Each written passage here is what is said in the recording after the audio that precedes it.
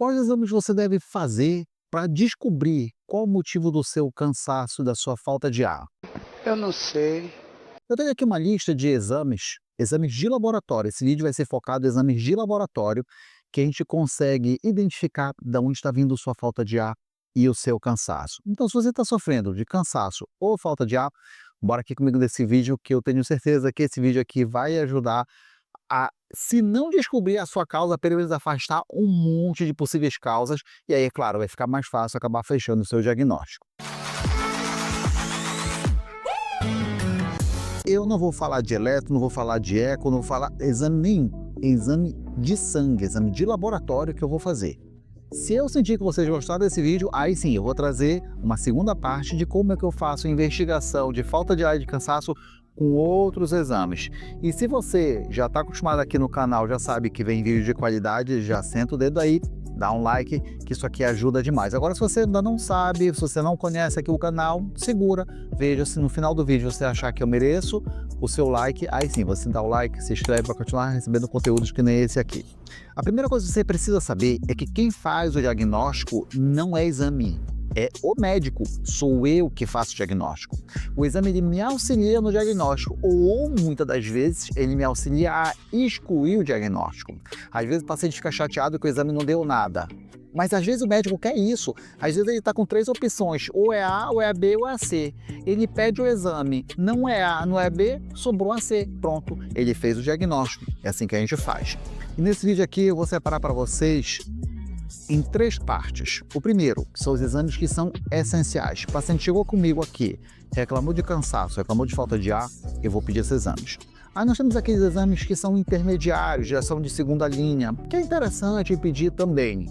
E vou deixar para o terceiro aqueles exames que são de exceção, mas que quando o paciente não consegue descobrir ali no primeira e segunda linha, eu fatalmente vou ter que ir para a terceira linha. Outra coisa importante, existe uma diferença de cansaço e de falta de ar. O que é falta de ar? Falta de ar é você estar tendo dificuldade para respirar. E o que é cansaço? O cansaço é a fadiga, a fraqueza, você perdeu a disposição. Esses exames, tem horas que eles vão ser mais específicos para o cansaço, horas mais específicas para a falta de ar. E às vezes os dois se misturam e ficam difícil. É por isso que eu vou colocar dessa forma, mas para nós, médicos, existe muito bem essa diferença, tá? De cansaço e de falta de ar. Entendeu? E os exames de primeira linha eu separei aqui 6 exames. Eu vou falar rapidamente sobre cada um, tá?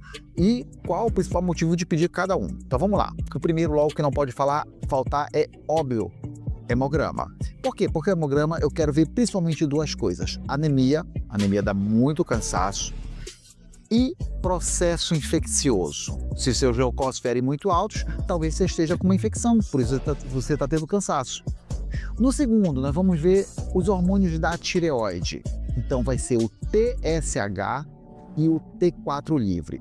Existem outros hormônios? Existem, mas pense, eu estou fazendo exame de rastreio, não vou sair atirando que nem doido. Isso aqui não é metralhadora giratória, não. A gente vai tentando focar naqueles exames que são os principais para saber se você está tendo algum problema na sua tireoide.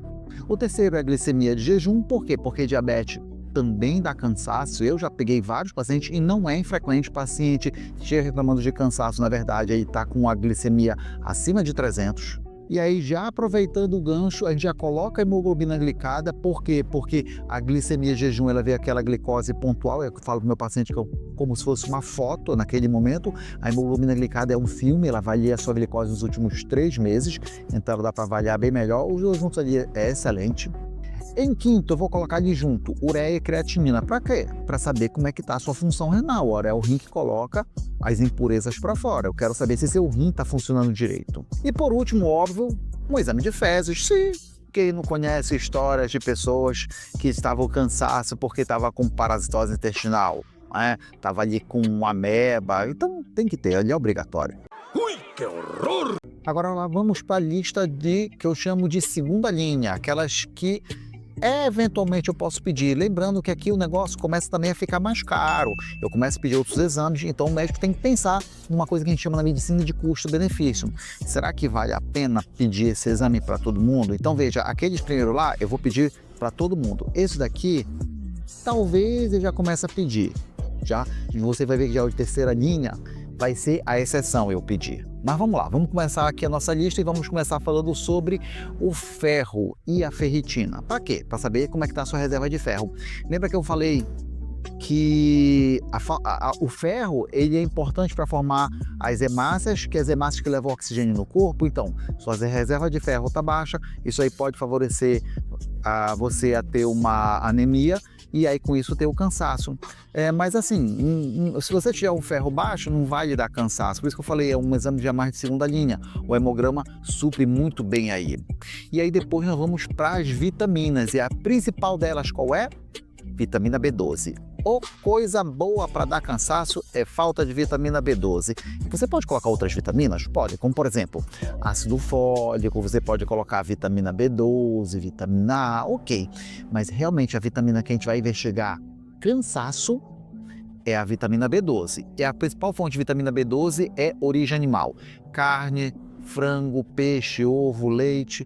Então se você tem uma alimentação bem balanceada, você não vai ter problema de falta de vitamina B12. Em terceiro lugar, nós vamos pedir ali os eletrólitos, vai ser sódio, potássio, magnésio, cálcio, porque são os micronutrientes responsáveis ali pelo funcionamento adequado da célula. Então, se ele não está adequado, a célula não vai respirar direito, isso aí também pode complicar. Em quarto lugar, nós vamos falar sobre a função hepática. O que eu quero? Eu quero principalmente ali TGO e TGP. Posso pedir outros exames? Posso. Fosfatase alcalina, bilirrubina, gama-GT, mas TGO e TGP, vamos focar, porque senão a gente vai sair pedindo um monte de exame, a sua lista de exame vai ficar muito cara e desnecessária. Então eu quero saber o seguinte, TGO e TGP, como é que está o funcionamento do seu fígado? O FAN é para eu saber se você tem alguma doença autoimune. Isso é muito comum, de vez em quando a gente pega pacientes aqui e chega meio reclamando de cansaço, falta de ar e acaba sendo doença autoimune. Veja, não é tão simples, né? Porque o diagnóstico de doença autoimune não é feita só pelo FAN, são várias coisas, mas o FAN ele pode sim ajudar a criar aquele sinal de alerta para poder encaminhar para o especialista para poder investigar. Outro exame que eu gosto de pedir ali junto já é insulina. Por quê? Às vezes o paciente até que não está com uma glicose tão ruim, né? Mas ele está com uma insulina muito alta, ele está com resistência à insulina. Isso também pode gerar, vai gerar fome, vai gerar cansaço, então é uma coisa interessante a se pedir. Outro exame, pesquisa de sangue oculto nas fezes. O que eu quero nesse exame? Saber se ele está perdendo sangue, se isso aí vai evoluir para uma anemia e saber como é que está a saúde também do seu intestino. E o último dessa lista, que eu chamo de segunda linha, vai ser um exame de cultura de urina e um EAS, tá? O que eu quero? Eu quero saber como é que tá funcionando os seus rins. De vez em quando, e olha que até uma certa frequência, eu pego pacientes meus que estavam muito bem compensados de insuficiência cardíaca e eles descompensam. Claro, a primeira causa é porque pararam de tomar remédio, mas a segunda causa que eu pego aqui é a infecção urinária. Então, o exame de urina, ele quase ali que é obrigatório entrar. Agora lá, vamos entrar para os exames de terceira linha, são aqueles exames mais específicos. Esse realmente ali é mais a exceção de eu pedir, não é toda hora, por sinal é até mais raro de eu pedir esses exames, mas nós temos que pensar que nós temos que ter esse exame em mãos para poder lançar naqueles casos de pacientes que já vieram com primeira, segunda linha na mão, não deu, talvez a gente tenha que pedir esses daqui, mas eles vão ser muito direcionados de acordo com a clínica do paciente. E o primeiro é óbvio que eu vou puxar a sardinha para o meu lado, vai ser o BNP ou o NT-proBNP. O que é isso? Isso aí é um exame que a gente verifica para querer saber se o paciente está com insuficiência cardíaca de origem cardíaca. Pacientes que estejam com falta de ar, com cansaço, que eu sei que a insuficiência cardíaca de origem cardíaca o problema, ele vai dar alto. Então ele é muito bom, por exemplo, se eu estou pensando, será que essa falta de ar do meu paciente é insuficiência cardíaca ou é porque ele tem uma DPOC? Eu não sei de onde é que está vindo. Aí esse exame ele ajuda de forma magnífica para poder dizer, olha, foca mais no tratamento do coração, ou então olha, o problema não é do coração, foca ali no tratamento do pulmão. O segundo, e vou colocar logo o terceiro exame ali na lista, vai ser o PCR e o VHS. PCR e VHS, o que eu estou querendo nesse caso? Investigar processos inflamatórios no corpo. Porque já dá uma dica, de repente aparece, olha, o seu PCR está muito alto, com o VHS muito alto. Opa! Já começa a pensar, eu vou começar a direcionar para uma investigação de uma infecção, aí de repente uma cultura do seu sangue, né, a investigar. Mas é importante você saber que às vezes a gente acaba pedindo esse exame com essa finalidade. O exame que vem em seguida é o PTH. O que é isso? É o paratohormônio, o hormônio da paratireoide. Atrás da tireoide nós temos 4 pontinhos que são chamados de paratireoide, que produzem também o hormônio. Não é uma coisa que eu pego com frequência, se eu não me engano, na minha vida toda, acho que eu peguei não sei se eu peguei 2 casos, mas um caso eu me lembro que eu pego. Então, por isso que eu tô falando, não é para gente sair pedindo todo para todo mundo, entendeu? Essas dosagens hormonais são caras, senão vai ficar cara a sua investigação. Eu sou rica! Eu sou rica! E aqui vai entrar um exame que ele é muito importante também, agora pensando mais na parte da pneumologia, que é o dedímero. Esse dedímero, qual é a principal finalidade dele? Eu quero saber se existe algum processo de formação de coágulo, um trombo na sua circulação pulmonar. Então, se você está tendo um caso de trombose pulmonar, e isso está dificultando a troca do oxigênio, do gás carbônico a nível pulmonar, que vai levar a uma falta de ar, o dedímero entra nessa situação. Principalmente se eu olho e o paciente tem varizes nas pernas. Ele tem varizes, tem mais chance de formar trombo, esse trombo pode sair da perna e ir lá para o pulmão e provocar essa falta de ar. O outro exame é um pouco mais difícil de falar, mas vamos com calma. É chamado de antitransglutaminase IgA. Você nunca deve ter ouvido falar desse exame. Para que é isso?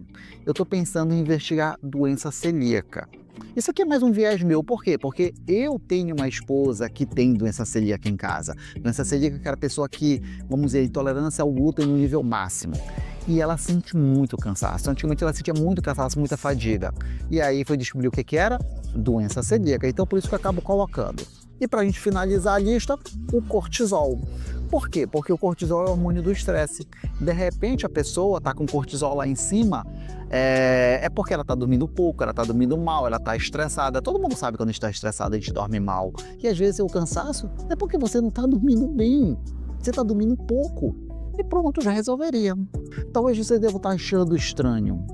Mas, doutor Cota, e cadê o colesterol e o triglicerídeo? O senhor não falou do colesterol e do triglicerídeo aí.